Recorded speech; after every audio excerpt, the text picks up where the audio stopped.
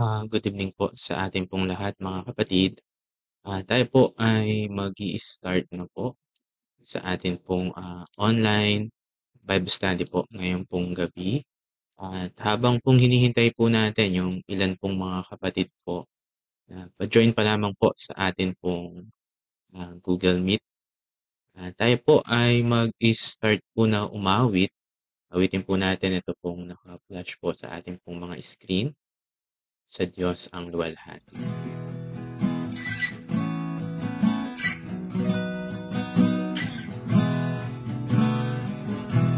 Sa Diyos ang luwalhati, gawa'y dakila, mundo'y dinahal, anak niya'y binigay, buhay alay niyang patubos sa sala, sa lahat na buksan pinto ng buhay.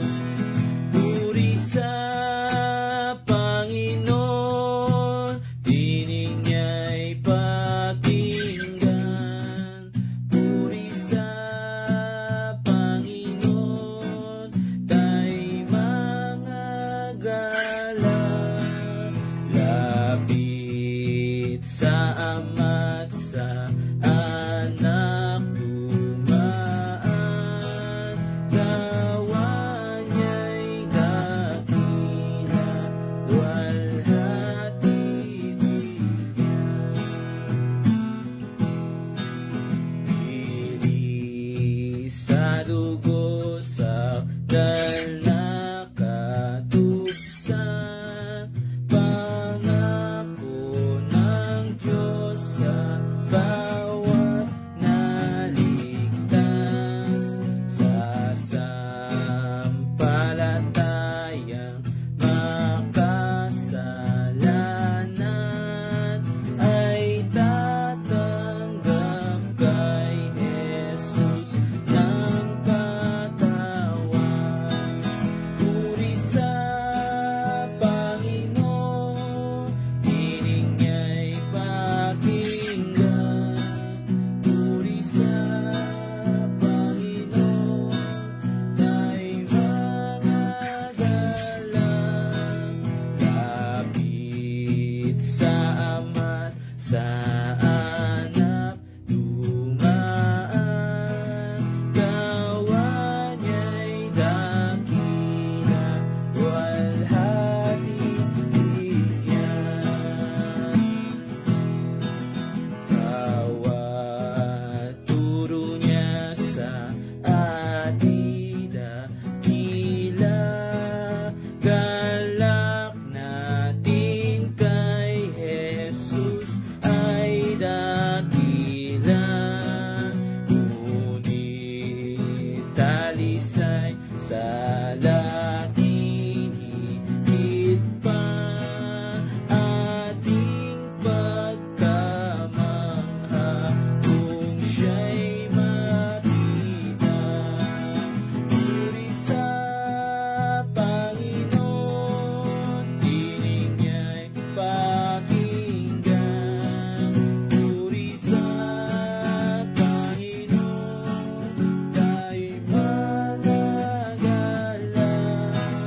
Lapit sa Ama't sa Anak dumaan, gawa niya'y dakila, luwalhati bigyan. Purihin po ang Diyos sa atin pong inawit. At minsan po na tayo po ay umawit, ito pong palasyo sa kaitaasan. At after po nito ay hilingin po natin kay Brother EJ ang ating pong opening prayer.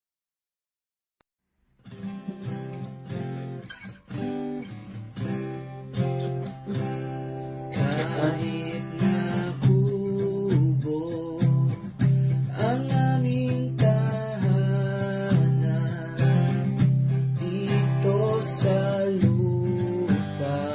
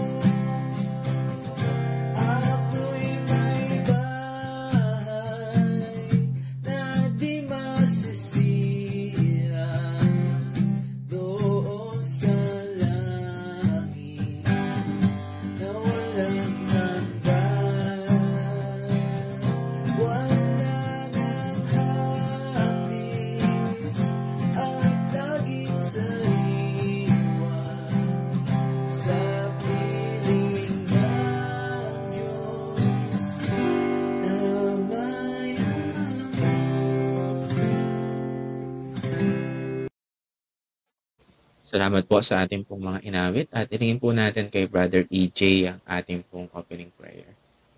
Hello, sound check po. Audible. Audible. Yes po, Brother EJ. Okay, tayo po yung manalangin at tayo pumikit. Ama namin, maraming salamat po sa gabing ito at kami po ay nagkasama-sama sa pamamagitan ng technology. At kami po ay dumudulog sa iyong harapan upang magpapuri at magpasalamat sa araw-araw. Hinihiling din po namin ng patuloy na patnubay sa aming lahat. Ganun din po ang aming mga kapatiran, ang aking anak na may sakit. Ganun din po ang iba na appreciate niyo po sila ng kagalingan. At bigyan niyo po kami ngayon ng magandang weather, internet connection, at magandang background sa pakikinig. At gabayan niyo po ang aming tagapagsalita na maihayag ng wasto at na aming maunawaan lubos ang inyong mga salita. Ito po ay aming dinadalangin sa matabis sa pangalan ng iyong anak na sa Kristo Jesus. Amen. Thank you, Brother EJ. At muli po mga kapatid, magandang gabi po sa ating pong lahat at welcome po sa ating pong online Bible study. At ngayon po, bagamat po marami pa po yung wala po sa atin pong Google Meet, tayo po ay nasa pagpapatuloy po ng ating pong mga pag-aaral sa ating pong Bible study. Siguro po para po may time po na makahabol po sila, tayo po ay minsan pa pong umawit at dito po awitin po natin po itong Doon sa Krus bago po tayo dumako po bilang paghahanda po sa ating pong pakikinig.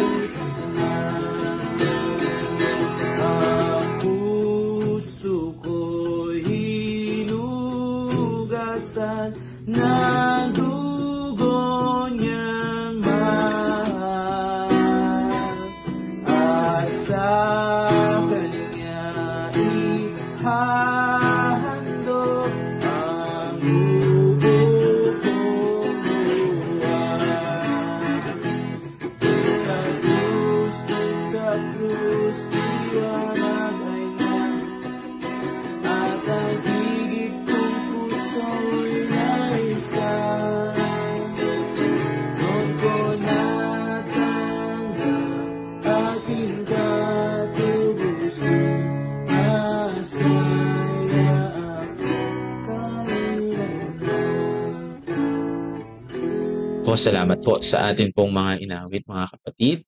At ngayon po ay ihanda na po natin ang ating pong mga puso't isipan sa ating pong muling pakikinig po ng mga salita ng Diyos. Binibigay ko na po kay Brother Wilson para po sa ating pong Bible study ngayong pong gabi. Magandang gabi po mga kapatid at salamat po sa Panginoong Diyos. Bagamat nakakalungkot, marami po sa ating mga kapatiran ang dumaranas ng mga sari-sari po na pagsubok sa buhay, no? Kaya napili ko po na topic po natin ay regarding po sa kalooban ng Diyos sa mga panahon ng ating pagsubok. Mahalaga na makita natin ang layunin ng Diyos, bakit po tayo ay dumaranas ng mga iba't ibang pagsubok. At para po sa ating teksto sa unang Pedro, Kapitulo 1 po, ay dito sa verse 6 at verse 7, ito po yung ating pong talata.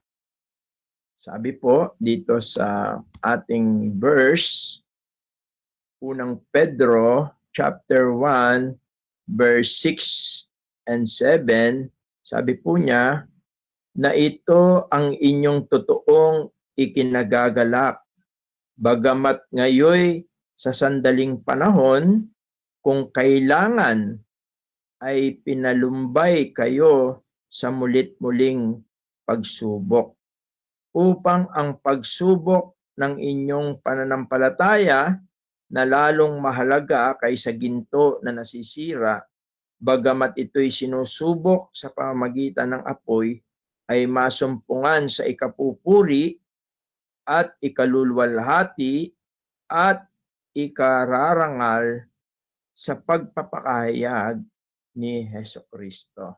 Pagpalain po ng Diyos ang kanyang mga salita at tayo po ay saglit na manalangin po muli. Ama, salamat po sa gabing ito. Inihingi po namin na ingatan at patnubayan mo po kami sa mga sandaling ito sa pag-aaral po sa iyong mga salita. Dalangin po namin na gamitin mo po ang iyong mga salita upang lubos po naming maunawaan sa aming buhay sa kabila po ng aming pananampalataya sa iyo ay bakit po kami ay nakakaranas ng iba't ibang pagsubok.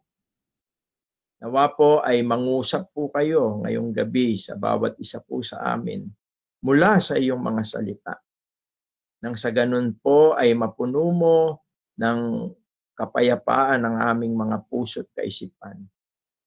At sa kabila ng mga pagsubok na aming nararanasan, ay magkaroon kami ng katiwasayan, kagalakan, at higit lubos na pananampalataya, pananalig po sa inyo.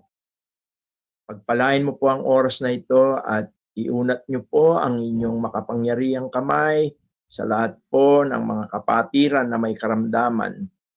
Nang sa ganun po ay dumaloy ang kagalingan na nagmumula po sa inyo. Ang lahat po ng ito, O Diyos, ay aming samot dalangin sa makapangyarihang pangalan po ng iyong bugtong na anak na si Jesus. Amen. Bago po natin talakayin ang mga layunin ng Diyos kung bakit ipinapaintulot po niya ang iba't ibang pagsubok sa ating buhay, ay tignan po muna natin ang background po ng ating teksto. Alam niyo po, nang sinulatan po ni Pedro ang mga kapatiran nung panahon na yon, sila man ay nasa mga mabibigat na pagsubok na nararanasan. Lalo-lalo na po may kinalaman ito sa kanilang pananampalataya. Sapagkat doon sa Jerusalem ay marami ang mga inuhuli, pinapatay, sinusunog, at iba-iba pang mga parusa na nararanasan ng mga unang mananampalataya. Kaya napakabigat ng mga nararanasan po nila. Kaya naman, in-address ni Apostol Pedro ang kanyang sulat. Ang sabi niya, si Pedro sa verse 1, si Pedro na apostol ni Jesucristo sa mga hinirang na nangingibang bayan na nasa pangangalat sa Ponto Galacia, Cappadocia, Asia, at Bitanya. Ito po yung dispersal ng mga Kristiyano po doon sa Jerusalem. Kaya sila ay nandoon sa pangangalat. Kung saan-saan po sila. Kumbaga po sa kalagayan po ng mga kapatiran o mga Kristiyano noon. Para sila po na mga daga, hindi nila alam kung saan po sila susuot. Sapagkat saan man sila nagpunta ay sinusundan sila ng mga Hudyo, ng mga reliyoso, at sila ay pinupuksa. At yan ang kanilang kalagayan. At ang chapter 1 ay dito sa pasimula ay binigyan diin ni Apostol Pablo ang tungkol sa pananampalataya nila, ang kahalagahan ng kanilang pananampalataya. Kaya nga ang sabi po dito sa verse 2, ayon sa paunang kaalaman ng Diyos Ama sa pagpapabanal ng Espiritu upang magsitalima at mga wisikan ng dugo ni Jesucristo, biyaya at kapayapaan nawa sa inyong sumasagana. Verse 3, purihin nawa ang Diyos at Ama ng ating Panginoong Jesucristo na ayon sa kanyang malaking awa ay ipinanganak na muli tayo sa isang buhay na pag-asa sa pamamagitan ng pagkabuhay na maguli ni Jesucristo, sa isang manang di nasisira at walang dungis at hindi kumukupas na inilaan sa langit para sa inyo. Kaya maliwanag na ito ay naka-address sa mga believer, sa mga tinubos, sa mga nakaranas ng pagpapatawad ng Panginoong Diyos sa pamamagitan ng pananampalataya sa ating Panginoong Jesucristo. At ang sabi sa verse 5, na sa kapangyarihan ng Diyos ay iningatan sa pamamagitan ng pananampalataya sa ikaliligtas na handa upang ihayag sa huling panahon. At sa mga dito sa talatang 5, binanggit po ni Pedro ang pananampalataya. Ang pananampalataya po na tinutukoy ni Pedro dito ay hindi lamang yung noong sila'y sumampalataya at sila'y naligtas, kundi pananampalataya na upang maranasan ang pag-iingat at pangunguna ng Diyos sa kanila sa kabila ng sila ay dumaranas ng mga pagsubok, dumaranas ng mga kapigatian, dumaranas ng mga pag-uusig, dumaranas ng mga iba't ibang suliranin. Kaya naman, dito sa verse 6, sabi niya, na ito ang inyong totoong ikinagagalak. Bagamat ngayon sa sandaling panahon, kung kailangan ay pinalulumbay kayo sa mulit-muling pagsubok. Tinutukoy ni Pedro, hindi nakakagalak yung paghihirap. Hindi po yun yung tinutukoy ni Pedro. Kundi ang tinutukoy ni Pedro na ito ang inyong totoong ikinagagalak. Ang tinutukoy niya rito ay dahil ito'y nagpapatunay na sila ay tunay na mananampalataya. Sapagkat tunay na ang mga mananampalataya ay dapat ay malaman niya na dito sa mundong ito ay maaari niya talagang maranasan ang mga pagsubok sa buhay. Yan ang isa sa mga katotohanan sa ating buhay bilang isang Kristiyano. Maging ang Panginoong Jesucristo nung kasama pa niya ang kanyang mga alagad ay pinaalalahanan na niya na dito sa mundong ito ay maaari tayong makaranas ng iba't ibang kahirapan. Mababasa natin yan sa Ebanghelyo ni Juan, chapter 16.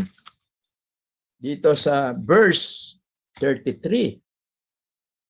Ganito ang ating mababasa dito sa John 16 verse 33. Kung may mga Bible kayo, ay mainam po na imarkahan ninyo sapagkat napakaganda po ng katotohanan na ito. Nang sa gayon ay sabi rito, ang mga bagay na ito ay sinalita ko sa inyo upang kayo'y magkaroon sa akin ng kapayapaan sa sanglibutan ay mayroong kayong kapigatian, ngunit lakasan ninyo ang loob. Aking dinaig ang sanlibutan. Ang kausap ng ating pong Panginoon dito ay walang iba kundi ang kanyang mga alagad. At ang layunin ng katotohanan sa kanyang pagsasabi na ang kanyang mga alagad, ang mga tunay na anak ng Diyos, ay maaari silang makaranas ng mga kapigatian. At sinasabi niya ito, nang sa ganon, ang sabi niya ay magkaroon sa akin ng kapayapaan. Ang tinutukoy ng Panginoon ay ang pagtitiwala at pananalig sa Kanya. Kaya yun ang purpose, yun ang layunin ng pagsubok sa buhay natin upang patatagin ang ating pananampalataya. Nang sa gayon ay magtiwala tayo. Yun ang pananampalatayang tinutukoy dito ni Pedro. Yung pagtitiwala, pananalig sa Panginoon. Kaya bilang mananampalataya, dapat ay alam natin ito. Expected natin ito nang sa ganon ay hindi tayo masorpresa at hindi rin tayo malito, hindi tayo mabagabag. Bagkus, malaman natin ang mga tunay na layunin ng Diyos, bakit ipinapahintulot niya ang mga pagsubok na ito sa ating buhay. Sapagkat mayroon siyang layunin, mayroon siyang purpose. Una, ano ang layunin ng Panginoong Diyos? Kung bubuksan natin, atras lang po tayo ng konti sa Santiago, Kapitulo 1 rin. Binanggit din po ito ni Apostol Santiago. Dito sa Santiago, Kapitulo 1, sabi niya, talatang 2 hanggang 4. Sabi po niya, mga kapatid, naka-address po siya sa mga Kristiyano. Mga kapatid ko, ariin ninyong buong kagalakan kung kayo'y mga hulog sa sari-saring tukso. Although dito, ginamit yung salitang temptation. Sa original language po niya, interchangeably ginagamit yung temptation and trials. Both of them are same. At sinasabi niya rito, at inyong pabayaan na ang, sabi niya, yamang, verse 3, yamang nalalaman na ang pagsubok sa inyong pananampalataya ay gumagawa. It produce. Mayroon siyang purpose. Yung salitang yamang nalalaman na ang pagsubok sa inyong pananampalataya ay gumagawa ng pagtitiis. At inyong pabayaan na ang pagtitiis ay magkaroon ng sakdal na gawa. Alam nyo yung salitang perfect dito means matured. To become matured, yun yung isa sa mga biblical definition noong salitang ganap or sakdal. Hindi ibig sabihin nito na walang sala o hindi na tayo magkakasala. Kundi ang tinutukoy dito, tayo ay magmamatured, lalago, lalakas sa ating pananampalataya. Sabi niya, upang kayo'y maging sakdal at ganap na walang anumang kakulangan. Meaning, the more we grow in faith in Christ, the more na nararanasan natin yung tinatawag na contentment. Kahit na ano pang status of life, kahit maraming problema, kahit maraming pagsubok, yun yung isang magandang dahilan kung bakit ipinapahintulot ng Panginoon ang mga pagsubok sa ating buhay upang palakasin, patatagin ang ating pananampalataya. Kailan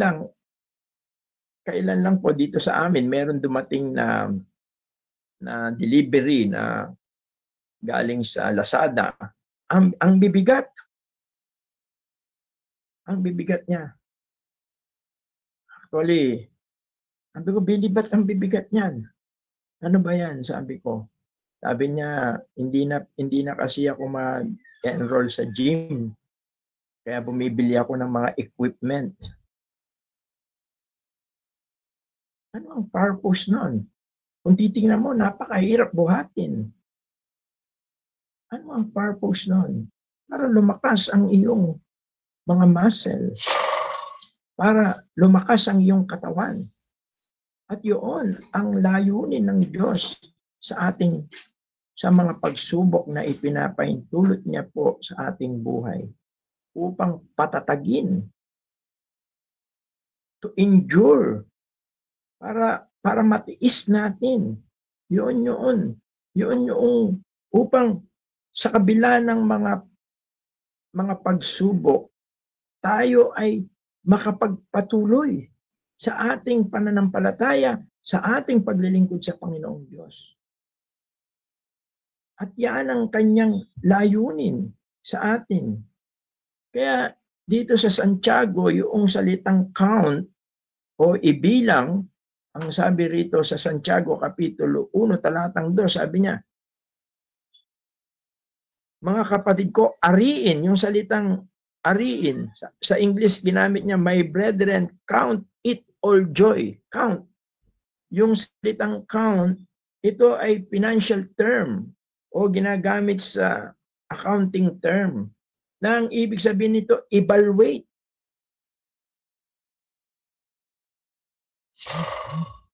Sapagkat gusto ni Apostol ni Santiago ng isang mananampalataya na makita niya na mayroong mabuti na idinudulot ang mga pagsubok sa kanyang relasyon sa Diyos, sa kanyang pananampalataya sa Diyos. Yun ang isang bagay na gustong makita o gustong ipakita ni Santiago nung sabihin niya, brethren, count it all joy.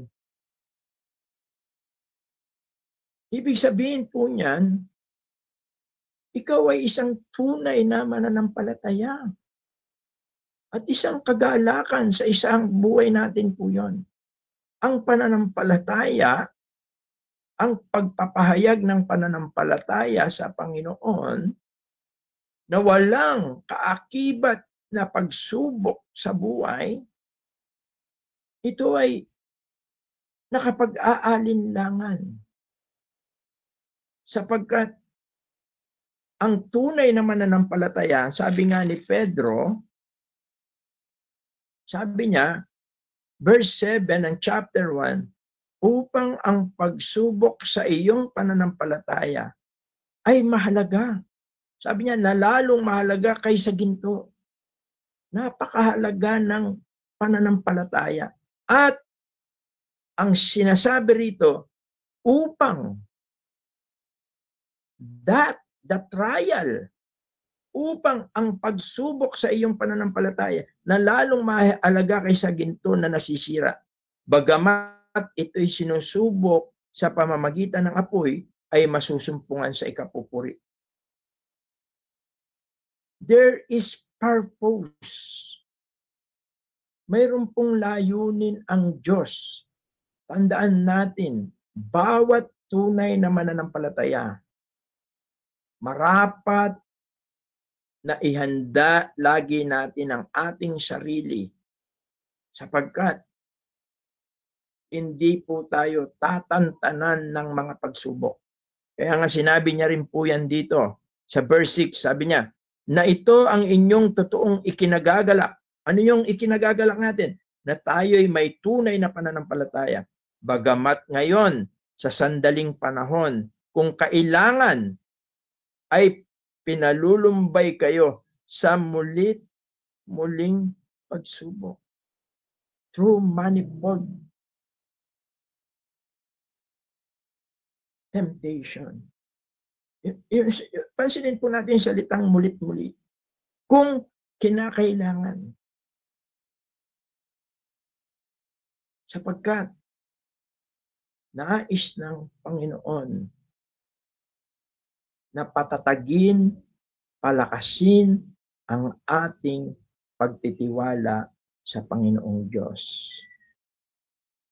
At higit sa lahat, para matutunan natin na huwag tayong magtiwala sa ating mga sitwasyon, huwag tayong magtiwala sa ating mga sarili, kundi matutunan natin na magtiwala sa Panginoon. Yon ang purpose niya. The more we grow, the more na nakikilala natin ang Panginoon, the more na nakakaranas tayo ng mga pagsubok, the more na nararanasan natin ang Panginoon sa ating buhay. At yun ang isa pa sa mga layunin ng pagsubok ng Panginoon. Para maranasan mo na ang Panginoon ay laging nasa tabi mo. Lagi siya. Sabi nga sa awit, siguro isang points pa natin, dahil lang gusto ng Panginoon na maranasan mo na siya ay laging malapit sa iyo sa mga panahon na ganyan na ikaw ay nakakaranas ng pagsubok. Awit chapter 34 verse 18. Isang napakagandang talata na gusto kong ibahagi sa atin. Tandaan natin sa mga panahon, lalong-lalo na ang Panginoon ay lagi natin siyang kasama sa kagalakan at sa mga kalumbayan, lalong-lalo na sa mga panahon na tayo ay dinudurog ng pagsubok. Sabi sa Psalms 34 verse 18, ang sabi rito, ang Panginoon ay malapit sa kanila na may bagbag na puso at inililigtas ang mga may pagsisising diwa. There are two factors kung bakit may pagsubok. Number one, para madama mo, malaman mo, makita mo na mayroong makapangyarihang Diyos na kasama mo sa lahat ng mga pagsubok na ito. Sabi nga ng Panginoon, Hebrew 13 verse 5, sabi niya, I will never leave you nor forsake you. At pangalawa, ang sabi niya, una, para madama mo na siya ay malapit sa iyo. Makita mo. Kaya yun yung gusto niya na ma-produce in times of mga iba't ibang pagsubok. Kung kinakailangan, para matuto ka lang na magtiwala sa Kanya, hindi ka matatantanan ng mga pagsubok. Subalit, sa kabila ng mga ganyang kalagayan, na tayo nagdudusa, nahihirapan, tandaan natin, ang Panginoon ay nakahanda siya. Yung word dito na sa English, yung salitang nigh unto them. The Lord is nigh unto them, meaning, nakikita niya. He is very close to everybody.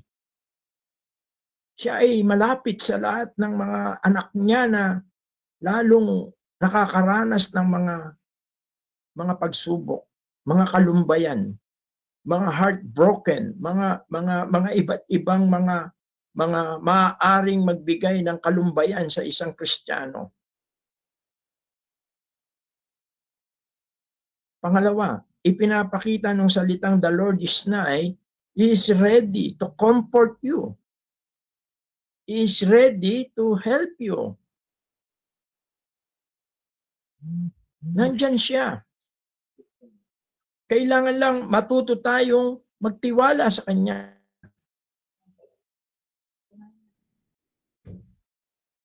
At yun ang isang bagay na gustong ituro ng Panginoon. Yung tayo ay magdepende sa Kanya. Bilang mga mananampalataya. Huwag tayong magdidepende sa ating kakayahan, sa ating kayamanan o anuman, sa ating sitwasyon, kalagayan. Magtiwala tayo sa Panginoong Diyos. Yun ang ibig sabihin ng the Lord is nigh unto them that are of a broken heart. At ang sabi niya, and save it such as be of a contrite spirit. Nakahanda siyang tumulong. Parang si Apostol Pedro. Nung siya'y lumulubog, Panginoon, iligtas mo ako, ang sabi niya. Naroon ang Panginoon. Yung nearness niya kay Peter ay nagbigay sa kanya para siya ay maiahon. At ito ang gustong ituro sa atin ng Panginoon.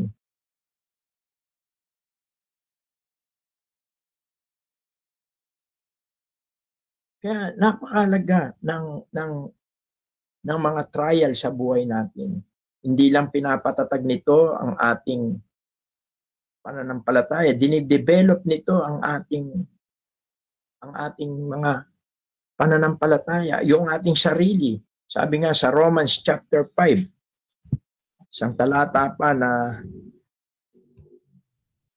nagsasabi kung ano yung mga idinudulot ng mga pagsubok sa ating buhay.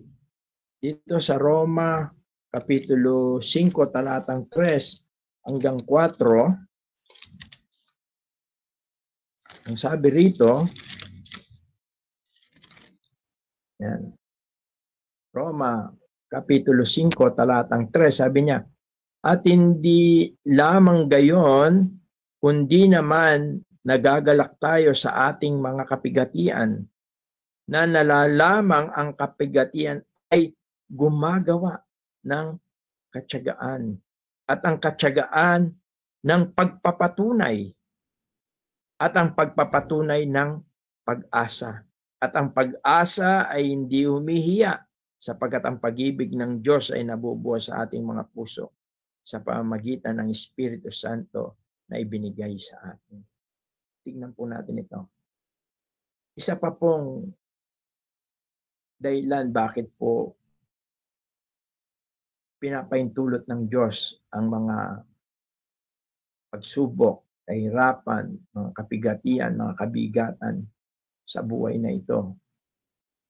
Para matuto tayo na maghintay. Yun yung pag-asa natin.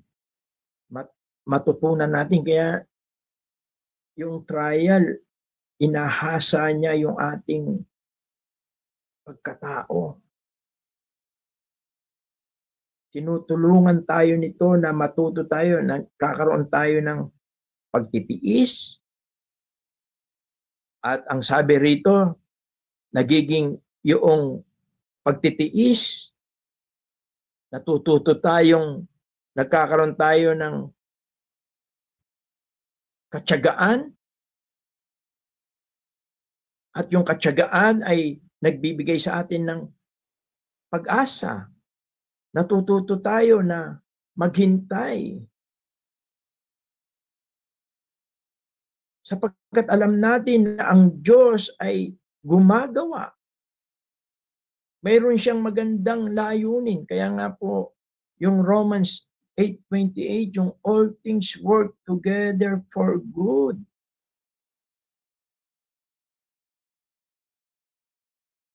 pagka hindi po natin nauunawaan ang mga bagay na ito, kung minsan madali tayong gumigive up, sumusuko, tumatalikod sa Panginoon.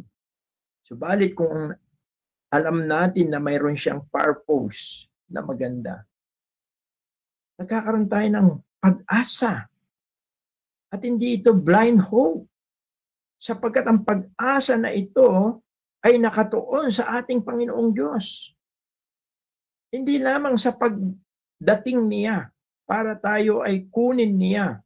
Tinatawag na rapture. Tinatawag na blessed hope. Ito'y pag-asa na alam natin na mayroong isang Diyos na makapangyarihan na malapit sa atin na nakahandang tumulong, tumugon sa pagkakataon. Yung tinatawag na in His time, sa kanyang panahon at oras. Naalala ko yung mga weightlifter. Yung mga weightlifter, merong lagi pong nakaalalay dyan eh. Yung mga nagba-barbell. Although kung minsan sa mga pinapanood natin, hindi natin sila masyado nakikita, pero nandun sila. No? Na kung minsan, kahit sa mga gym, meron nun na parang umaalalay. Para kung hindi mo na kaya, siya na yung bubuhat at magbababa ng daan-daan para ikaw ay maging safe. At kung minsan, inaayaan ka niya na kahit nanginginig na, dahil yun yung nagbibuild ng muscle mo. Ng muscle ng mga nagwe-weightlift. At ganun din ang Panginoong Diyos. Kung minsan, akala natin pinababayaan niya tayo. Maaaring totoo yun. Pero nandyan siya. At yun yung pag-asa natin na gaano man kabigat ang pagsubok, hindi niya tayo aayaan na bigyan ng pagsubok na hindi natin makakaya. Unang Korinto 10:13. Siguro basahin natin ang unang Korinto 10:13. Ang purpose lang ng Panginoong Diyos ay para i-build yung atin pagkatao, na matuto tayo magtiis at maghintay sa kanyang pagkilos at paggawa. Sabi po rito sa unang Korinto 10:13, hindi dumating sa inyo ang anumang tukso, kundi yaong matitiis ng tao. Datapwat tapat ang Diyos na hindi niya itutulot na kayo'y tuksihin ng higit sa inyong makakaya, kundi kalakip din ng tukso ay gagawin naman ang paraan ng pag-ilag upang ito'y inyong matiis. Minsan ang problema, hindi po aalisin ng Panginoon. Hayaan niya para matuto tayong magtiis at sa ating pagtitiis, matuto tayong magtiwala at maghintay na tayo'y tutulungan niya. At yun ang kanyang pangako. At ang Diyos ay tapat. Ang sabi rito, but God is faithful who will not suffer you to be tempted above that you are able. Hindi kanya aayaan na malugmok, nakaalalay ang ating Panginoon. Hinahayaan niya lang nang sa ganon ay matuto tayong magtiis, sapagkat ang pagtitiis ay nagbubunga ng paghihintay, ng pag-asa. At yan ang gusto ng Panginoon. Una, palakasin ang ating pananampalataya. Pangalawa, makita mo na siya ay malapit at nakahanda na umatnubay. Pangatlo, binibuild niya yung ating pag-asa. Natututo tayong magtiwala, naghihintay sa Kanya. Na alam natin na nariyan siya at nakahanda siya na tumugon, sapagkat sa mga pagkakataon na yan, diyan mismo na ipapakita ng Diyos na ang Diyos na ating pong pinaglilingkuran ay Diyos na makapangyarihan. Ang pagsubok po ay pinapahintulot ng Diyos para ipakita niya sa atin sa Kanya'y walang imposible.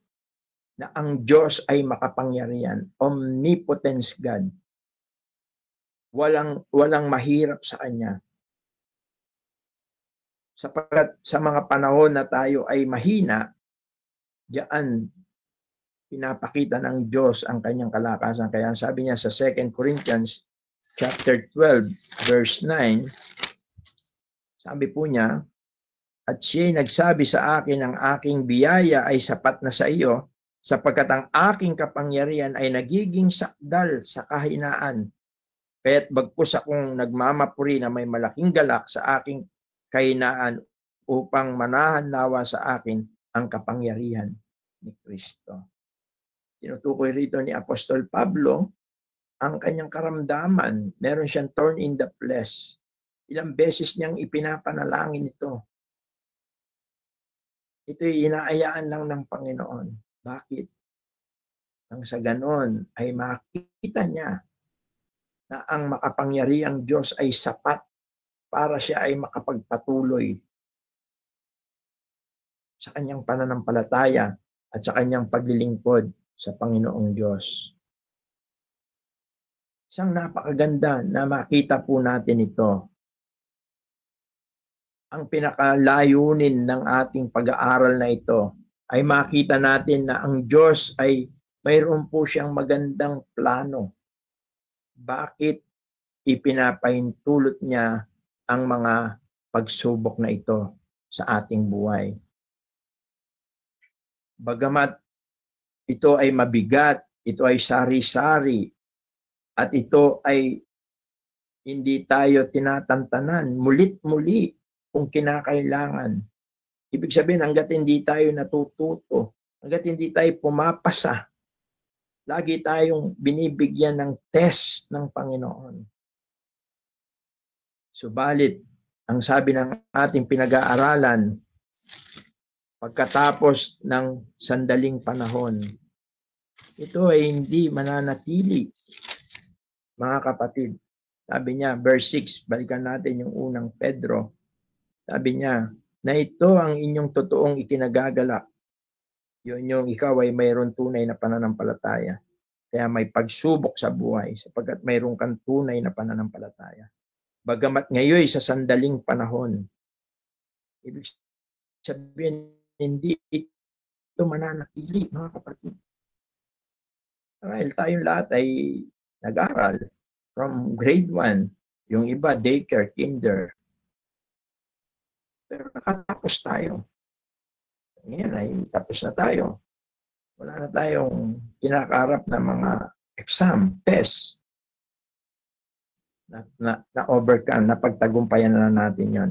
Natapos na natin yon. Mayroong hangganan ang Diyos. Marahil, kung hindi man dito sa lupa, pagdating natin doon sa langit, wala nang kahirapan, wala nang pagsubok.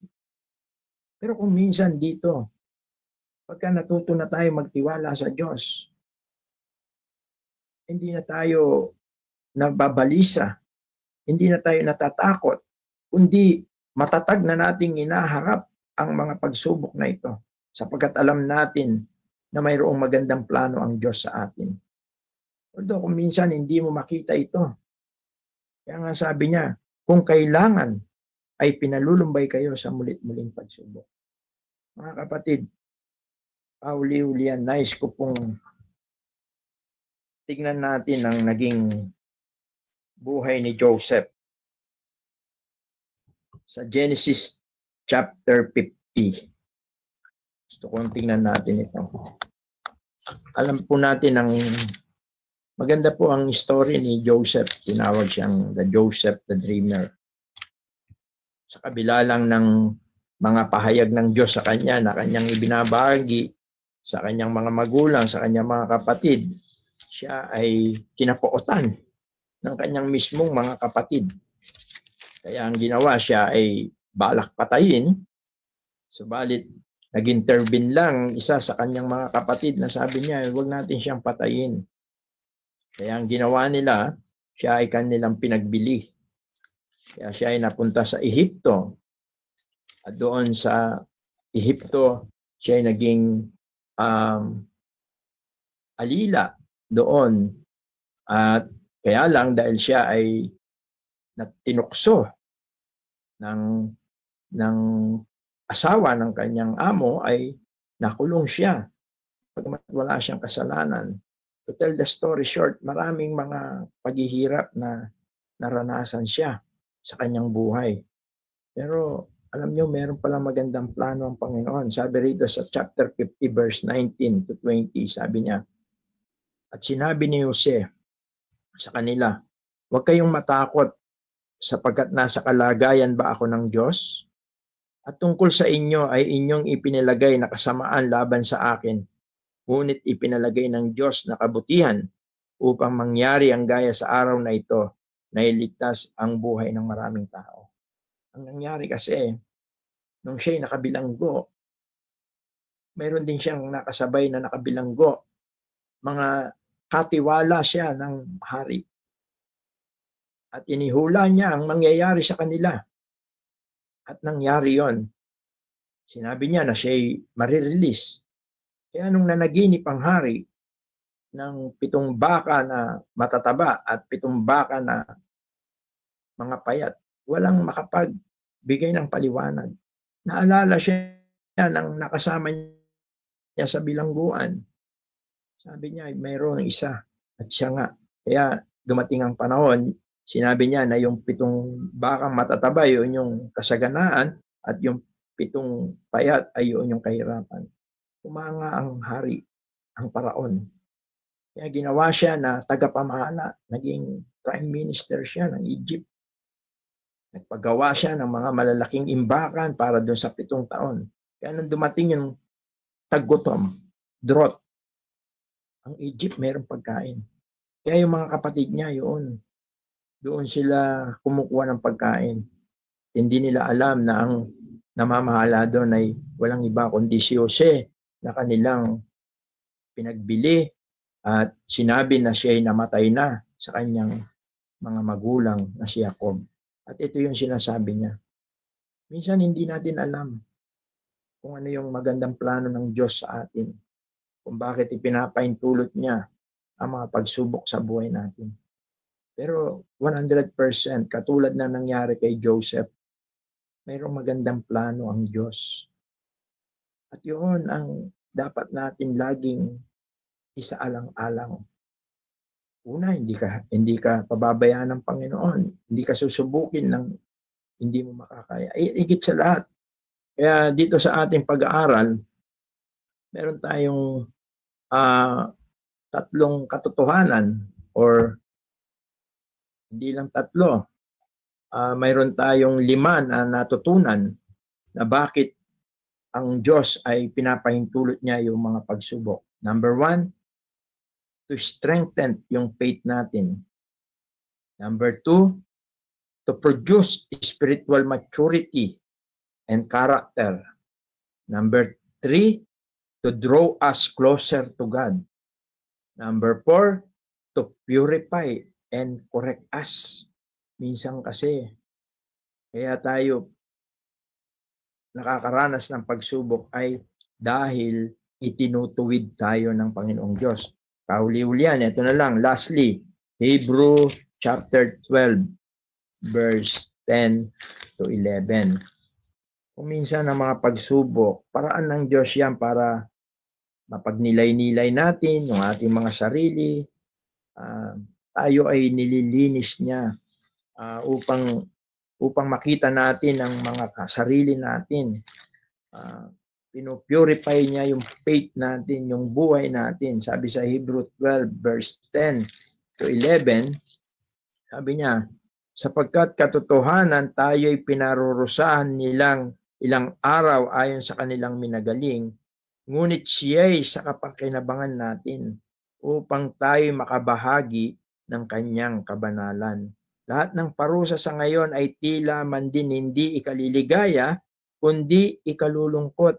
Gayon may pagkatapos ay namumunga ng bungang mapayapa ng katuwiran sa mga nagsisipagsanay sa pamamagitan nito. Mga kapatid, sometimes yung trial, pinapakita nito yung ating mga kasalanan, yung ating mga pagkukulang, yung ating mga sarili. At napakahalaga na makita natin yan sa mga panahon na tayo ay dumaranas ng mga pagsubok at kahirapan. Baka yan ay pagtutuwid ng Diyos sa ating mga buhay upang tayo'y makabahagi sa kanyang kabanalan. Kaya mayroong laging purpose ang Diyos sa buhay natin. At nawa tayo po na mga dumaranas ngayon ng mga kapagsubukan sa buhay, nawa makita natin na mayroong magandang layunin ng Diyos. At yan ay dapat mong ikagalak sapagkat ipinapakita niyan na ikaw ay tunay na mananampalataya. Sabi nga ng isang kasabihan, ang pagpapahayag ng pananampalataya na walang pagsubok ay hindi tunay na pananampalataya. Subalit, ang tunay na pananampalataya na sinusubok ay lalong dumadalisay ang kanyang pananampalataya. At nawa, ang bawat isa sa atin ay matuto na magtiis, maghintay sa paggawa ng Diyos sa buhay natin. Kaya dito sa ating napag-aralan, mayroon tayong 4 na napag-aralan. At nawa ay ang bawat isa sa atin ay tunay na maging handa sa mga panahon ng pagsubok. Labanan natin ang mga pagsubok ng buong pananampalataya sa Panginoon. Pagtitiwala sa Panginoon. At makikita natin, mararanasan natin. Kaya nga, babasahin ko po uli yung sa Santiago. Anong sabi niya? Santiago, Kapitulo 1. Sabi niya,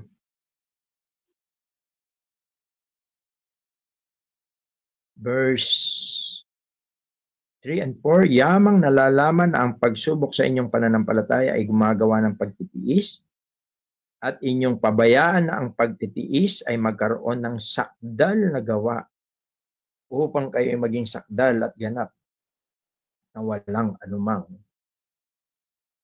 kakulangan.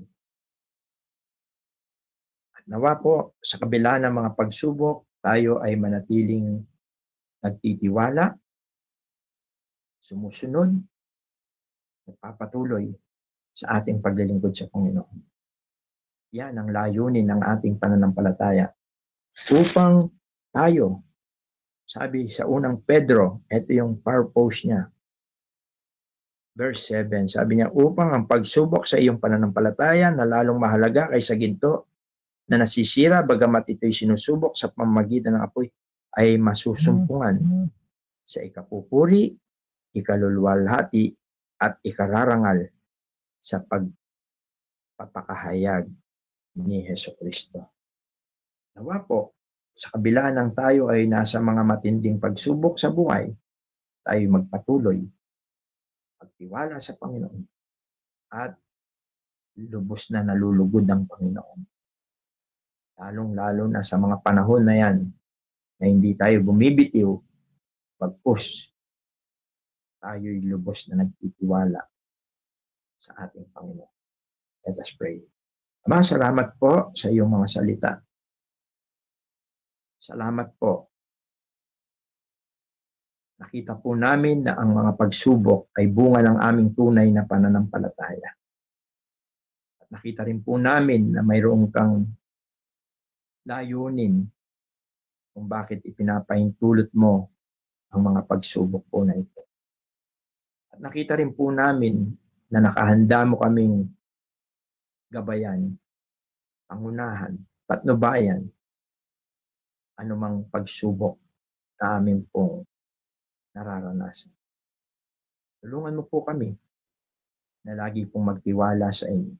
At lalo tigit, patawarin mo kami kung ang mga pagsubok na aming nararanasan ay bunga ng aming mga pagkukulang, ng aming mga kasalanan. Patawarin mo kami, linisin mo kami, at tulungan mo kami na mamuhay ng buong pagtitiwala, pagsunod sa iyong kaloob. Lahat po ng ito ay aming pong samot dalangin sa makapangyarihang pangalan po ng iyong bugpong na anak na si Jesus, aming tagapagligtas. Amen. Good evening and God bless po. At baka po meron tayong mga question, may mga katanungan po tayo. Malaya po tayo na makapagtanong. Maaring question, reflection, pwede rin po yung patutuon natin. Minsan ay nakakatulong po yan. Lalo na po yung mga nakakaranas ng mga pagsubok na kanila po itong na-overcome. Nakita nila ang kabutihan at patnubay ng Panginoon. Hindi po. Malaya po ang bawat isa na makapagtanong at makapaghayag ng kanilang mga karanasan sa mga bagay na ito na ating pong napag-aralan.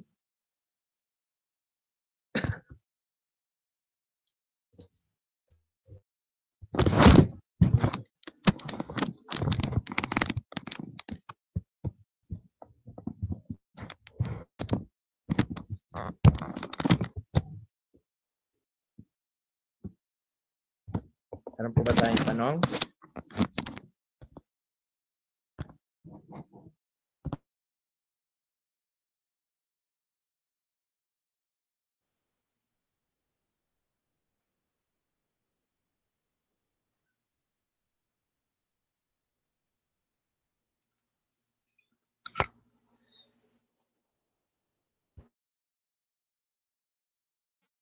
Sige po, si Sister Rosita po yata. Nag-open ng mic. Bro, magtatanong po sana ako. Katulad, dapat ko bang ikalungkot ang dumating ng mga pagsubok sa buhay ko? Ano bang dapat kong gawin na para maging matatag ang aking kalooban?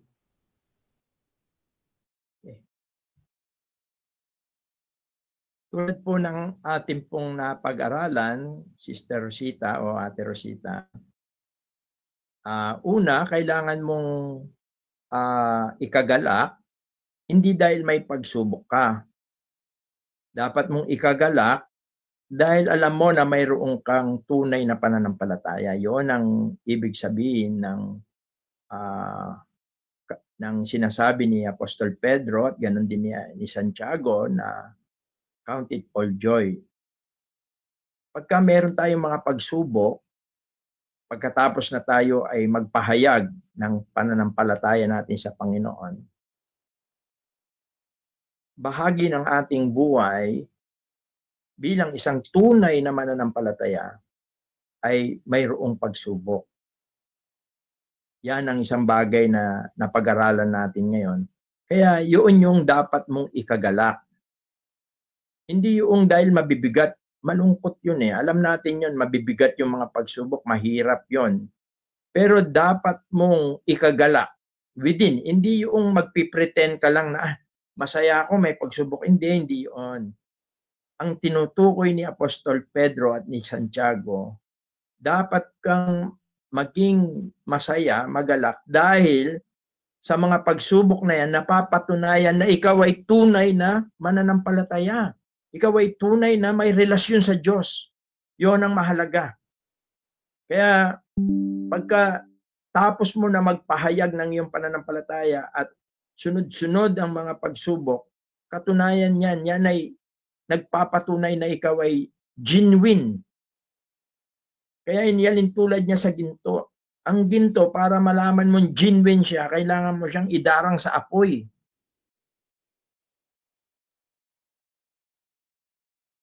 At yung apoy, yun yung pagsubok po. Kaya tayo, sabi nga mas mahalaga yung pananampalataya natin kaysa ginto. Kaya mayroon tayong pagsubok. At pangalawa, kailangan mong isipin para matiis mo, to endure, para matiis mo yung mga pagsubok. Mabata mo, mabuhat mo kung gaano man kabigat yon. Isipin mo na mayroong magandang plano ang Diyos. Yun yung pinag-aralan po natin.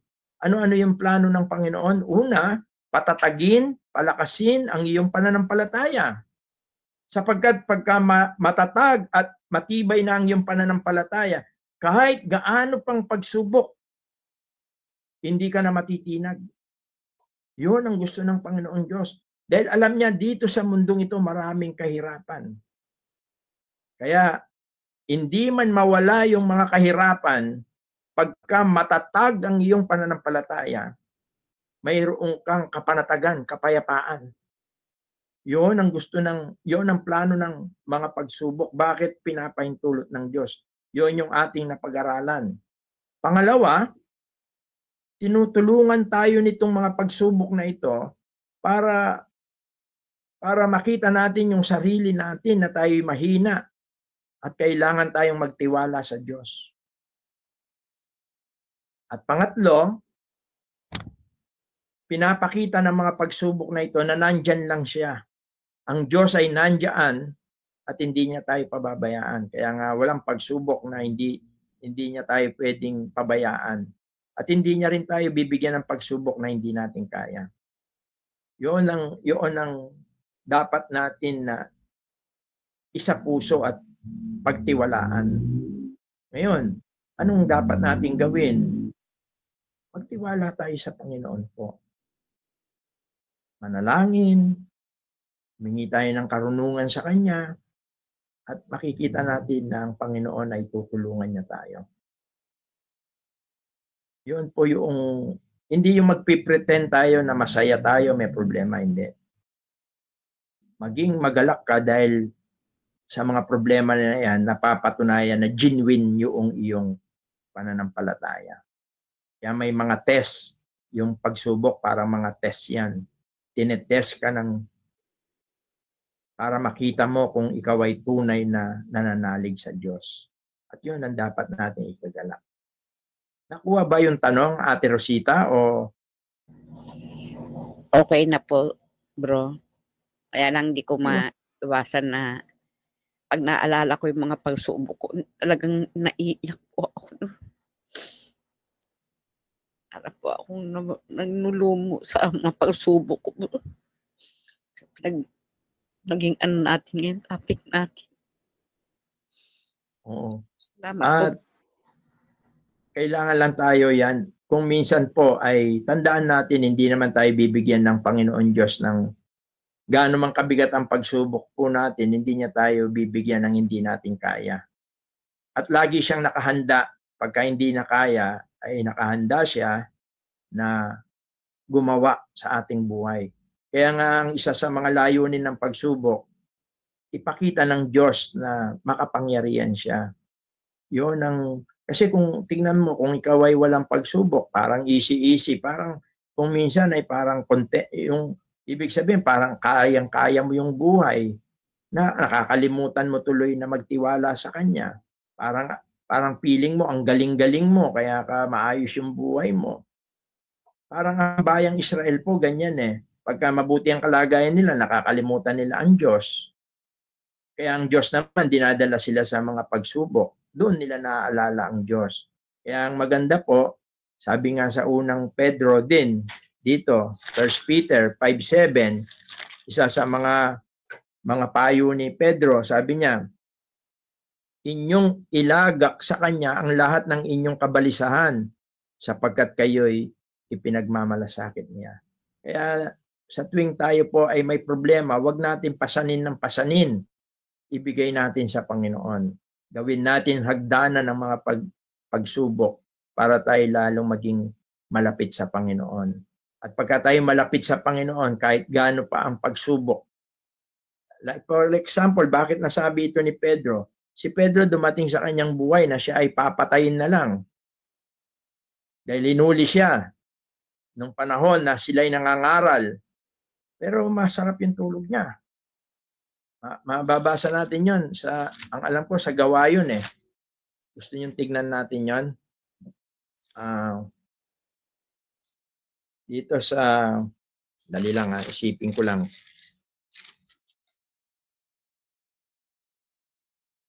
Hanapin ko lang po. Binablanko akong bigla eh. Dito sa verse 12 ata, o chapter 11 ng chapter 11. Sabi rito,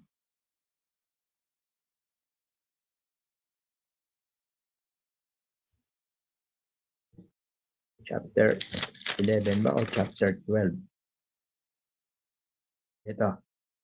Chapter 12 po. Ang sabi rito,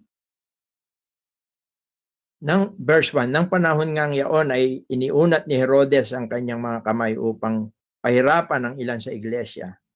At pinatay niya sa tabak si Santiago na kapatid ni Juan.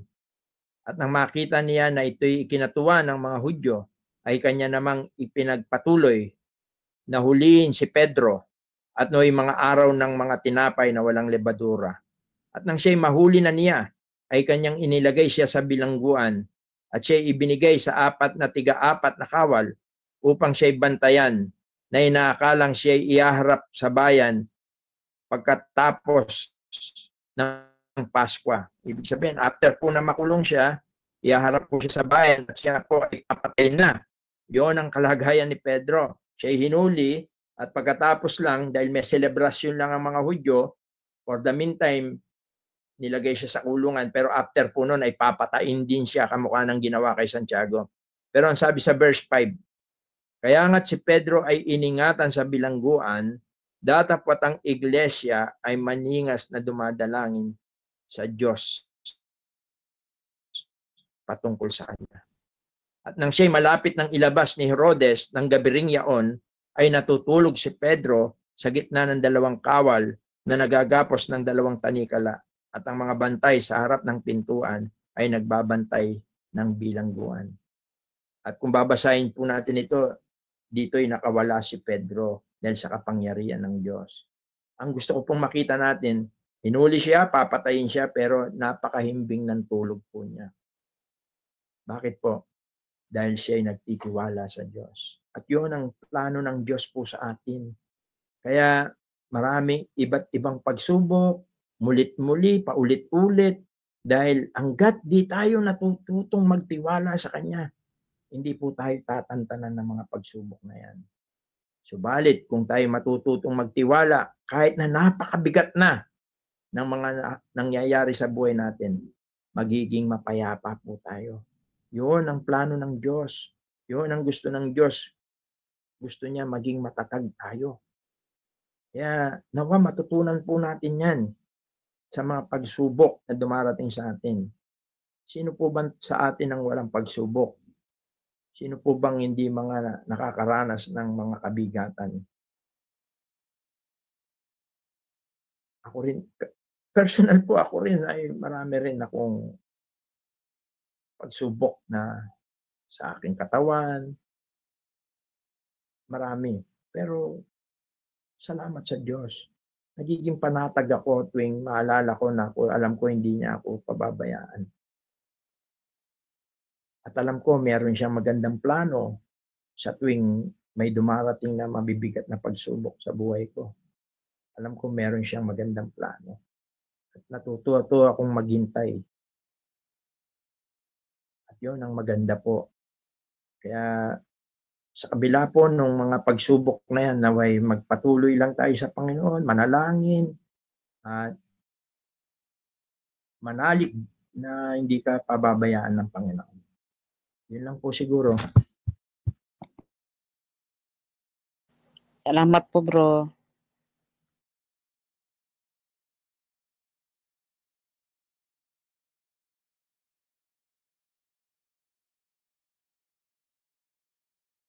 Po, baka po meron pa pong question po yung iba pong mga kapatid po natin.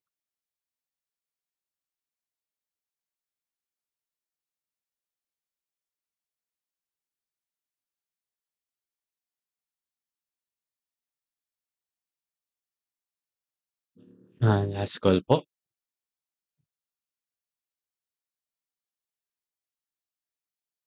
Po, marahil po yung ating pong silence po ay naging maliwanag po sa atin ang ating pong napag-aralan po ngayong pong gabi. Patuloy po pasalamatan po natin ng Diyos sa ating pong narinig pong mensahe. Salamat din po sa ating pong kapatid na nagbahagi po nito.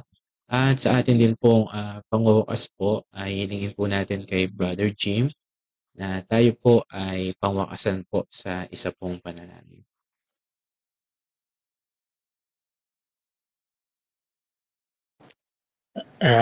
Okay po, tayo po ay manalangin. Ama namin, banal, dakila at makapangyarihan sa lahat. Salamat pong muli sa pagtitipong ito na pinagkaloob mo sa amin. Bagamat kami magkakalayo ay pinaglapit mo kami sa pamamagitan po ng internet. Maraming pong salamat sa malakas na signal po. At sa mga kapatid po na wala sa pagtitipong ito, inilalapit din po namin sila sa iyo na sana po sa susunod na pagtitipong ganito ay makasama po namin sila. At kung sila man po ay may mga pinagdadaan ng suliranin o problema, ipakita rin niyo po sa kanila ang makita po nila ang mga kadahilanan kung bakit po sila nakakaranas ng ganon. At patuloy Ama na ipinagpapasalamat namin ang topic ngayon na ipinakita mo sa amin na kaya kami nakakaranas ng mga pagsubok sa kadahilan ng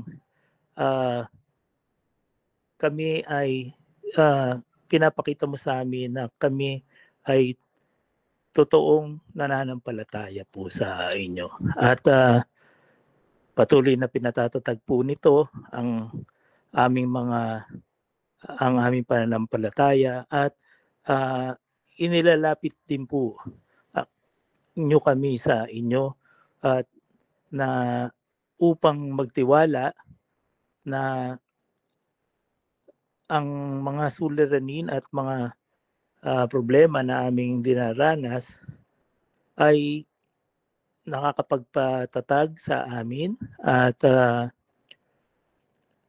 nalalaman din po namin na hindi nyo po kami pababayaan sa mga suliranin na hindi naman po namin na makakaya. At patuloy Ama na pinagpapasalamat po namin ang kapatid na iyong ginamit sa paghahayag ng iyong mga salita. At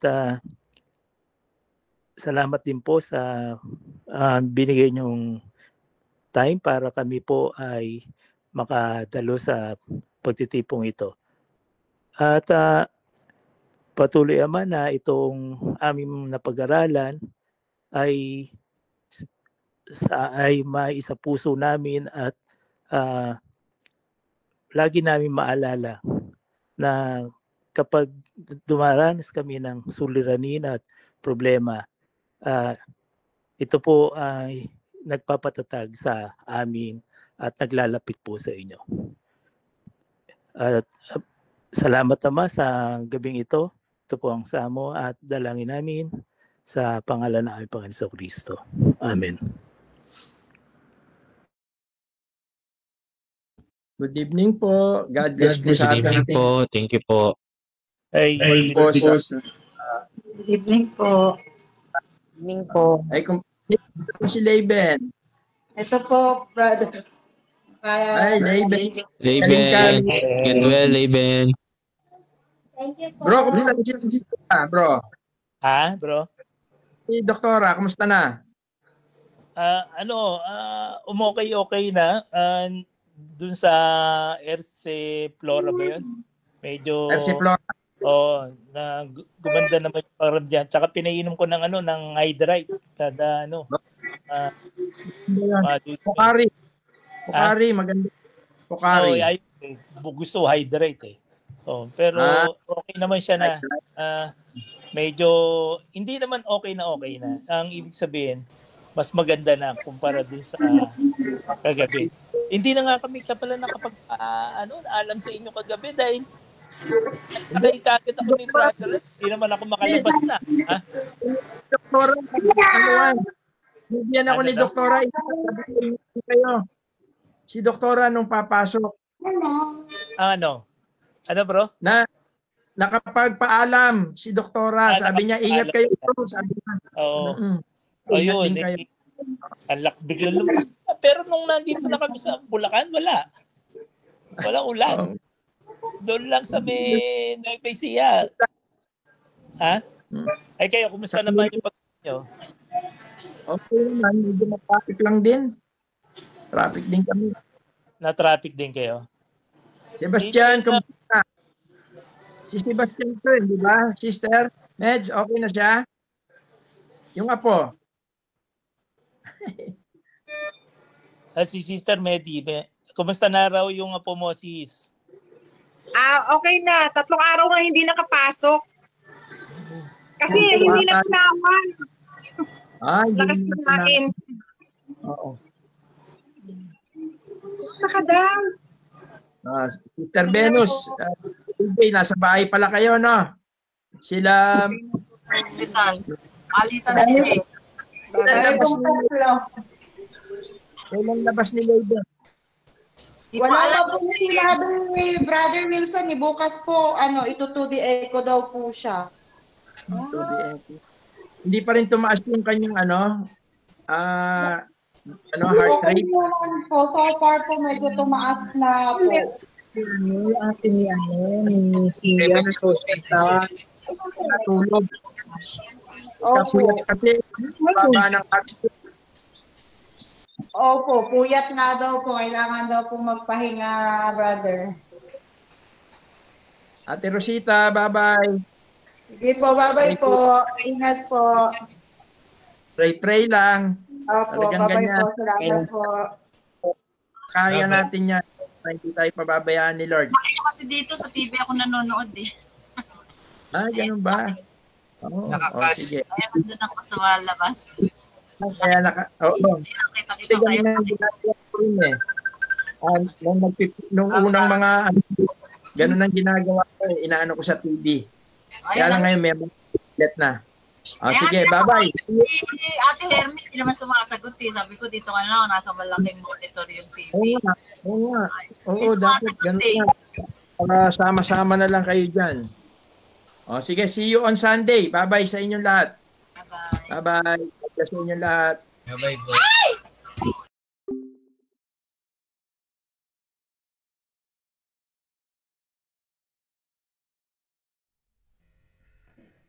Thank you.